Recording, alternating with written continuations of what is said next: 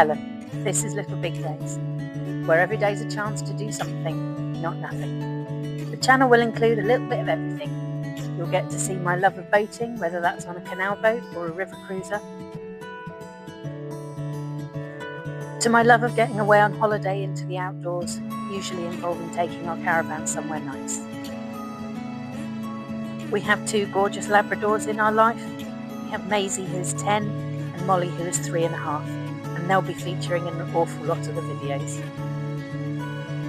And this is the incredibly handsome other man in my life, my horse Dougie, who is my sanity, my calm amongst the storm, and who allows me to get out to beautiful countryside around where he's stable and just forget everything and enjoy what I see in front of me. So join me on my journey of just doing the little things that make every day special. And if you want to, please like, subscribe and click the alert button so you never miss an episode. In this episode, we're heading off for a few nights down in Wells in Somerset, staying in the beautiful town of Cheddar. But before that, we had to spruce up our van and we helped a friend with hers, washing the roof, cleaning off the solar panels in preparation for our journey. So now the caravans were clean, we hitched up and headed off to Cheddar. Cheddar's a picturesque historic village in Somerset. It's at the foot of the Mendip Hills and it's globally famous as the birthplace of cheddar cheese. Real cheddar cheese, that is. And it's home to the UK's largest gorge. If you were travelling from London to Cheddar, it's about 150 miles, which is just over 3 hours in a car, or if you were towing as we were, probably about 4.5 hours. So we arrived in Cheddar. You can see the campsite in this picture. It's very close to the town, only a short walk, and in the distance you can see the beautiful Mendip Hills. When we first got our caravan, we were given a Van Gogh air awning to use, and it was a fantastic awning, but it was very big and very heavy, and it had to live on the floor in the caravan, which is difficult when it's in storage. It also wasn't quite as big as we wanted it to be. So for this trip, we upgraded, and we got a Suncamp Toldo 390 awning that you can see in this picture. It's absolutely fantastic.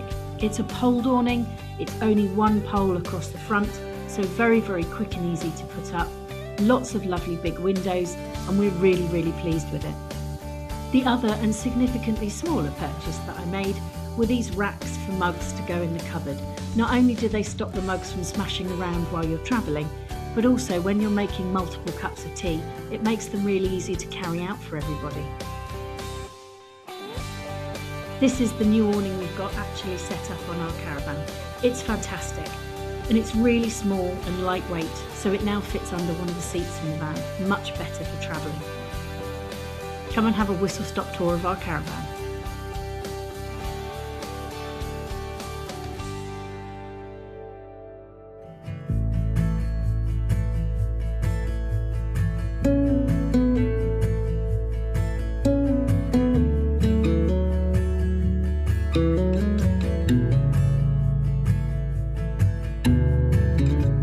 Straight out of the caravan site entrance was a footpath that took you along to this beautiful watercourse. The dogs absolutely loved it. We walked there every day and they splashed and swam, perfectly happy. It really is a wonderful location.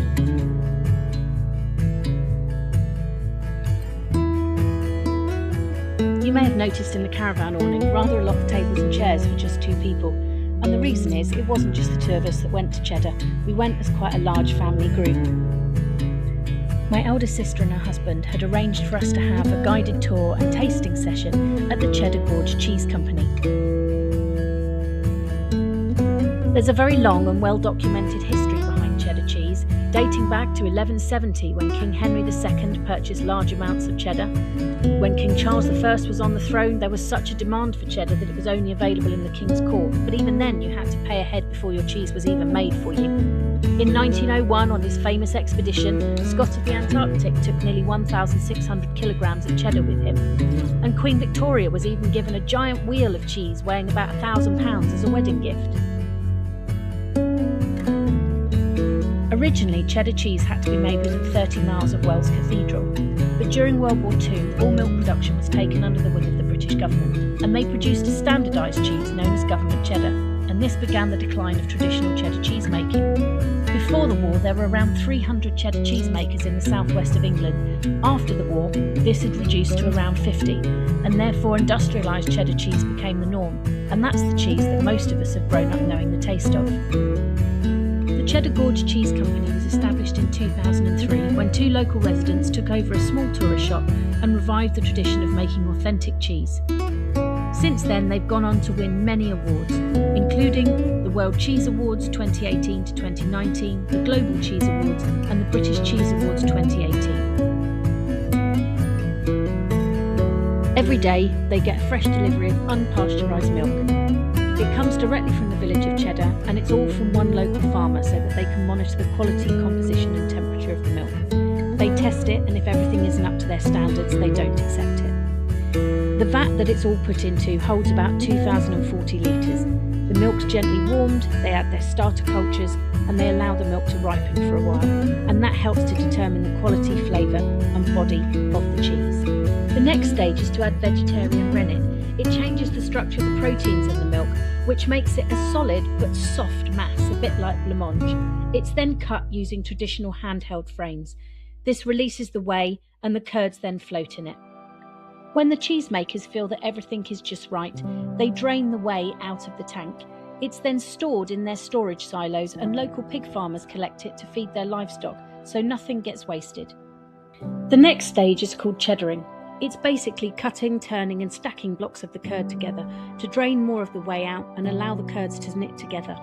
They monitor the acidity and temperature closely, and this contributes enormously to the final taste and texture of the cheese. The last thing they do on day one is they mill the curd into small chips. It's then salted by hand, put into the cheese mould and then onto a pneumatic press, and this pushes out the last bit of whey. The next day, the cheeses are dipped into hot water for exactly a minute. It helps to seal them and it helps to start the rind to form. They then get put back into the moulds. At day 3, the cheeses are then dressed in the traditional cotton or muslin cheesecloth, and they're put back onto the press again. This is a really vital and it's a very historic way of allowing the cheeses to gradually dry to develop their rind. This stage is really different to industrial mass-produced cheddar, which at this point is sealed and matured in plastic-wrapped blocks. But by wrapping it in traditional cheesecloth, it allows the cheese to breathe, which allows bacteria to develop, which contributes to the overall taste and texture. Whole cheeses weigh around 26 kilograms and they're matured for up to 24 months. Some are matured in the maturing stores and some are matured in the Goff's caves. Generally speaking, the older the cheese, the stronger the flavour. The youngest, more mellow cheddars are matured for around 6 months, whereas the oldest vintage cheddars are usually matured for around about 2 years. As part of the tour, we got to use the cheese irons to sample a variety of different ages and styles of cheddar. It was really good fun and amazing to see how they do it. We then got walked through and shown how the cheese was cut and how the cheese was packaged. The culmination of the tour was getting to sample all the different varieties of cheddar that they make. It was amazing to see how different they all looked and how they tasted. And unfortunately, I was so engrossed in eating all of the cheese that I forgot to take any photographs or any footage. The cost of the tour and the cheese tasting is £30 per person, which I think is really good value for money for what you get. It takes about an hour and a half to tour around the factory, and then it's probably about another hour for the cheese tasting. And they let you have seconds, which is the best bit. And then after that, they take you into the shop. Possibly the most dangerous part of the tour, and I spent an awful lot of money in the shop. I'm not disappointed, totally worth every penny I spent.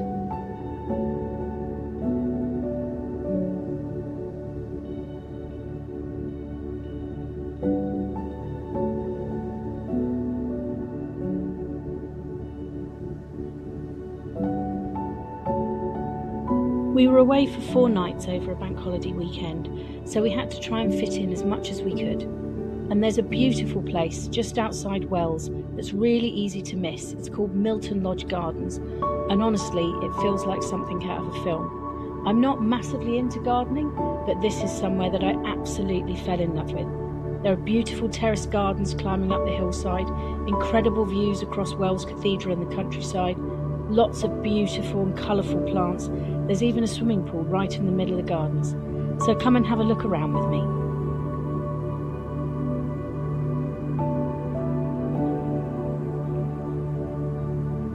So the house itself dates back hundreds of years, but the gardens you see were mainly designed in the early 1900s. What makes Milton Lodge really special is the layout. The whole garden is built into a steep hillside, so instead of one flat garden, you get all these different terraces and levels leading you higher and higher up. And the higher you go, the better the views get. It was really carefully designed to frame the landscape around Wells, especially the cathedral, and you can tell a lot of thought went into every path, staircase and viewpoint.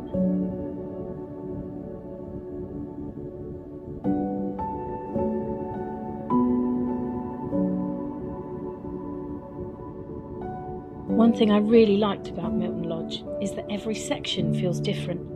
You walk through one area and there are 4 more hedges and roses, and then suddenly you're in this peaceful, tranquil woodland section. There's massive trees and shady paths. There are Mediterranean-style plants, colourful flower borders, little ponds, climbing plants, fountains. There's always something catching your eye to have a look at. And because the garden faces south, a lot of unusual plants actually grow really well here. It's the kind of place where you naturally just slow down and enjoy wandering around.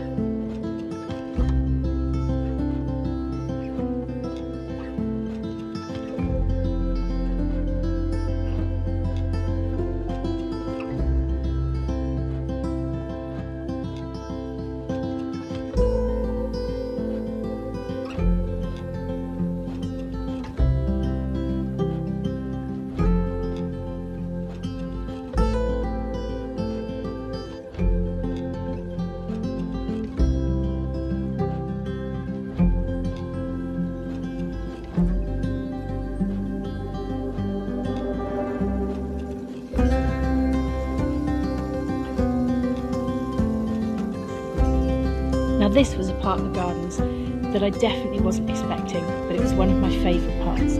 Right in the middle of the historic gardens is this gorgeous outdoor swimming pool terrace, and weirdly, it just works perfectly. The pool was added in the 1960s, but surrounded by flowers and lawns and those just breathtaking views, it somehow blended beautifully into the garden.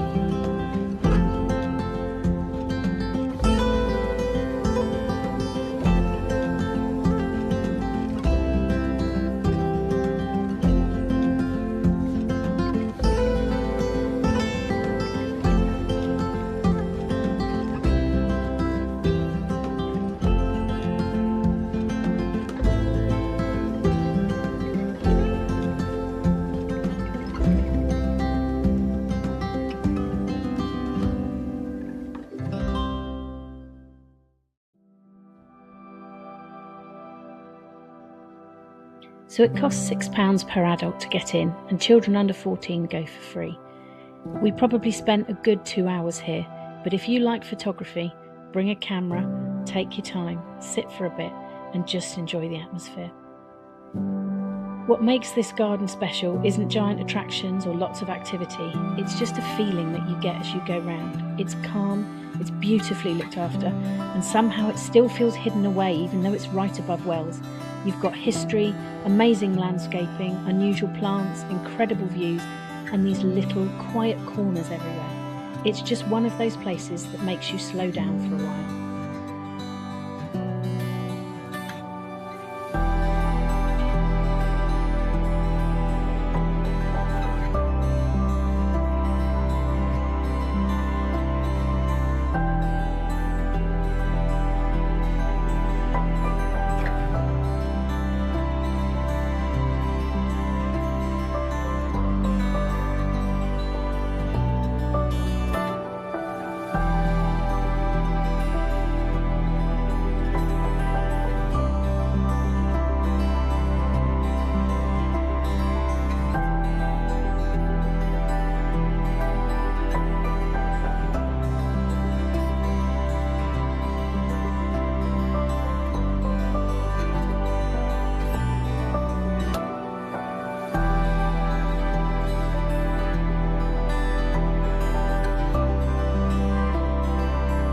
And so as we left Milton Lodge, I got to drive down another one of those lovely, wide, lots of room, 60-mile-an-hour English country roads.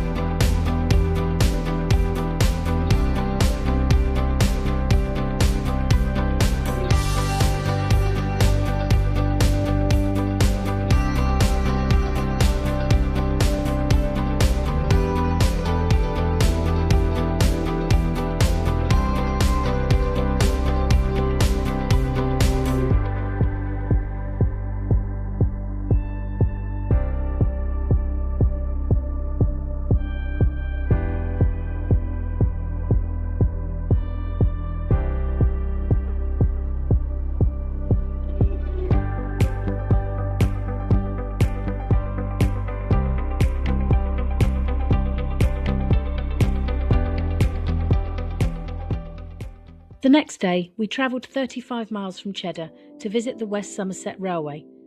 It's Britain's longest standard gauge heritage railway, and it runs for about 20 miles through the Somerset countryside between Bishop's Lydiard and Minehead.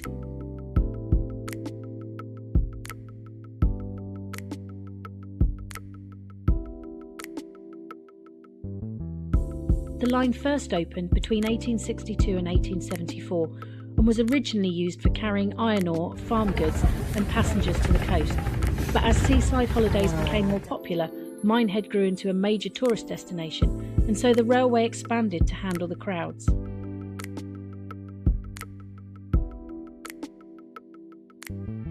But after World War II, as cars became more readily available, the line eventually closed to passengers in 1971. And that could have been the end. But luckily, volunteers stepped in to save it, and heritage trains returned in 1976. And by 1979, the line had fully reopened.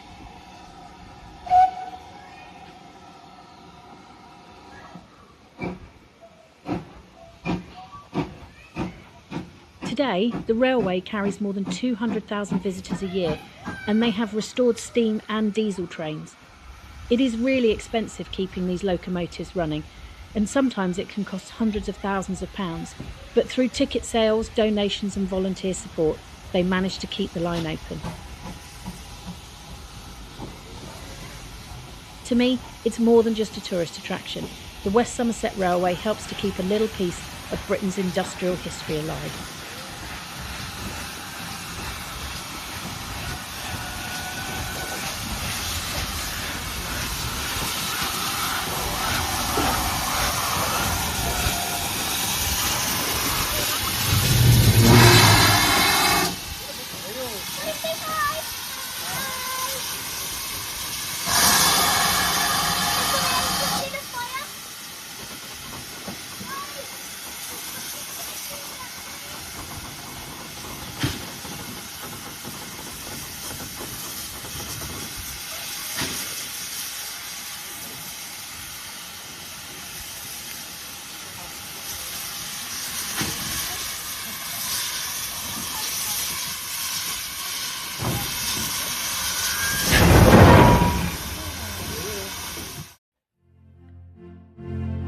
On our last full day, we visited Wells. It's the smallest city in England, and it's well known for its medieval streets, historic buildings, and the natural springs that give the city its name. Water from St Andrew's Well still runs through the channels along the high street today, which adds to its unique atmosphere.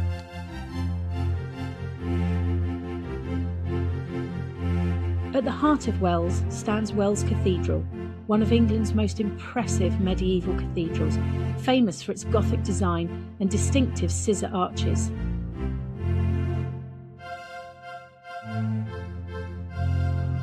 Building work began in the 1100s, and over the centuries, the cathedral has become one of Somerset's most important religious landmarks. It's known for detailed stone carvings, beautiful stained glass, and its famous astronomical clock. This was built in the 1300s, and the clock is one of the oldest working astronomical clocks in the world, and it still tracks the movement of the sun, moon, and stars. Every hour, knights on horseback ride around above the clock face while figures known as jacks strike the bells with hammers. And I was really proud of myself and thought I'd got some lovely footage of this, only to realise I'd taken a photograph, not a video, so apologies for that.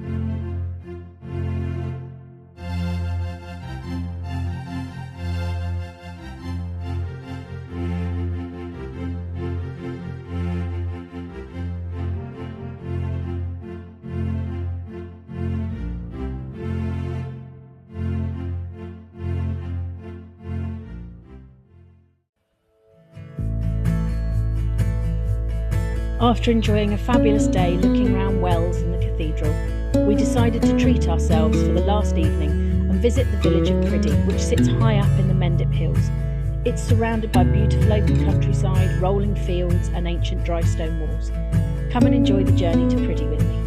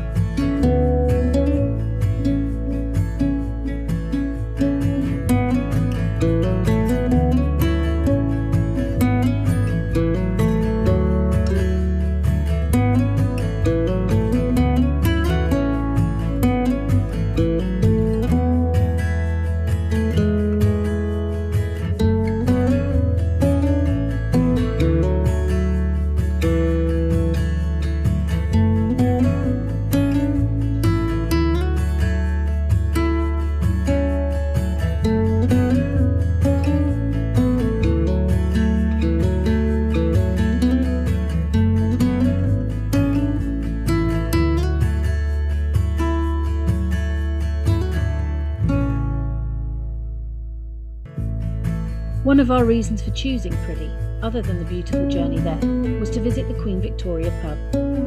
It's at the centre of the village and it's one of Priddy's best known historic buildings. For generations it has served locals and travellers alike, and it has some really good reviews on TripAdvisor. The pub is built in the traditional stone, using local materials from the Mendix, and it reflects the character of the surrounding countryside. We had a really lovely evening meal and we spent some quality family time together before heading home after a fabulous few days exploring Somerset. And so after a fun-filled few days exploring Cheddar and the surrounding areas and a lovely meal, it was back to the caravan to relax on our final night away before the journey home. And that's it for episode 3. I hope you've enjoyed it. Don't forget to click like, subscribe if you haven't already, and hit the alert button so you never miss an episode. See you next time.